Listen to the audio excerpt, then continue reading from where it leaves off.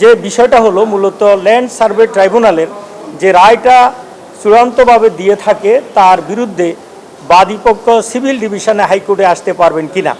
আমাদের মাননীয় বিচারপতি জনাব কুদ্দুজ্জামান সাহেবের আদালত চূড়ান্ত শুনানি শেষে আজকে এটা নিষ্পত্তি করেছেন যে তাদেরকে এই রায়ের বিরুদ্ধে সিভিল ডিভিশন হিসাবে মহামান্য হাইকোর্টে আসতে পারবেন না।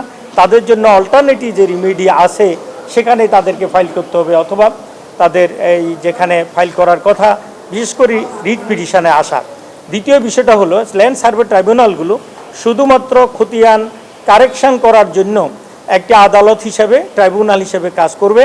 তারা কখনো কোনো বাদী বা বিবাদীর মামলার যে মূল মালিকানা আছে, সত্ত্ব আছে, টাইটেল আছে অথবা প্রসেশন আছে, এই সম্পর্কে তারা কোনো ডিসিশান দিতে পারবে না। এগুলো যদি দিতে হয় তাহলে সিভিল কোর্ট আছে এবং সিভিল কোর্টেই মূলত মামলা ফাইল করতে হবে। বান্ডেল থাকলে প্রতি সেনমানিতে টাকা বাঁচবে। বিকাশ সেনমানি বান্ডেল কিনে জিতুন প্রতি লেনদেনে। এ বিষয়ে দীর্ঘদিন থেকে শুনানি চলে আসছিল। মাননীয় অ্যাটর্নি জেনারেল এই মামলায় তার অভিমত ব্যক্ত করেছেন এবং আমরা আদালতে আমাদের বক্তব্য দিয়েছি। বাদী বিবাদী তাদেরও বক্তব্য পেশ করেছে। আজকে চূড়ান্তভাবে মূলত এই মামলাটি খারিজ করে দিয়ে আদালত এই অবজারভেশন দিয়েছে। তাদের এখানে অল্টারনেটিভ ফোরাম যেগুলো আছে, কোনো ফোরাম যখন না থাকে তখন রিট করা হয় এবং রিটে তারা আসতে পারবে।